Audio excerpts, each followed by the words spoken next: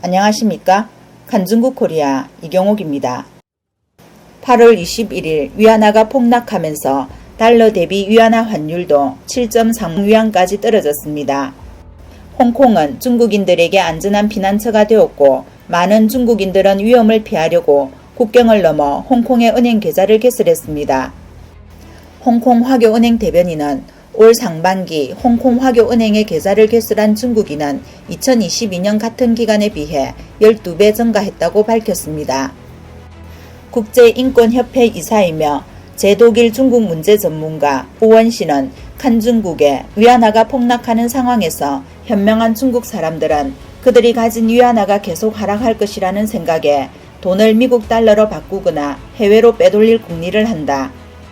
중공은 30년 동안 중국 경제가 아예 성장이 없었던 것은 아니지만 외자를 중국으로 끌어들이려고 실제로는 과장에 부풀려 왔다. 목적 달성을 위해서는 수단과 방법을 가리지 않을 정도로 중공의 당문화는 매우 공포스럽다. 중국 기업이 뉴욕에 상장하려 할 때 연례 보고서 실적은 모두 조작된 것이다.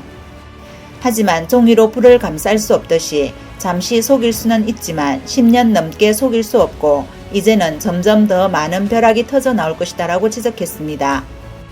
우원씨는 헝다는 중국 경제의 축소판이지만 많은 기업이 헝다처럼 계속해서 돈을 빌리며 허풍을 떨다가 결국에는 빚을 갚지 못하고 파산하고 있다. 중국인들은 바보가 아니다. 그들은 은행에 있는 위안화가 몇 년 안에 종이 조각이 될 수 있기 때문에 돈을 지킬 방법을 찾고 있다. 중공은 중국인 1인당 연간 미화 5만 달러만 환전할 수 있도록 제한한 것으로 안다. 홍콩은 이제는 일국양제가 아니지만 여전히 중국에서 볼 수 없는 자유가 있다. 만약 1000만 위안이 있다면 홍콩에서 은행 계좌를 개설하고 위안화를 홍콩 달러로 바꾸고 은행에 예치한 다음 홍콩 달러를 미국 달러로 바꾸거나 서방 국가로 송금할 수 있다라고 분석했습니다. 오원씨는 또한 중국에서는 빈곤층뿐만 아니라 중산층, 심지어 부유층도 피해를 당하기 때문에 모두가 재산을 지킬 방법을 고민하고 있다.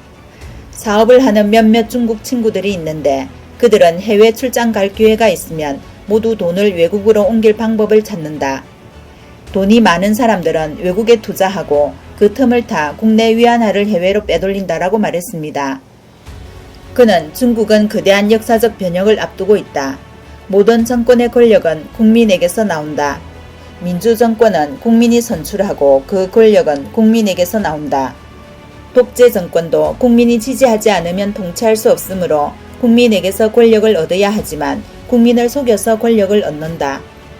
하지만 이제 중국인들은 이미 똑똑해졌고 더는 공산당을 믿지 않는다.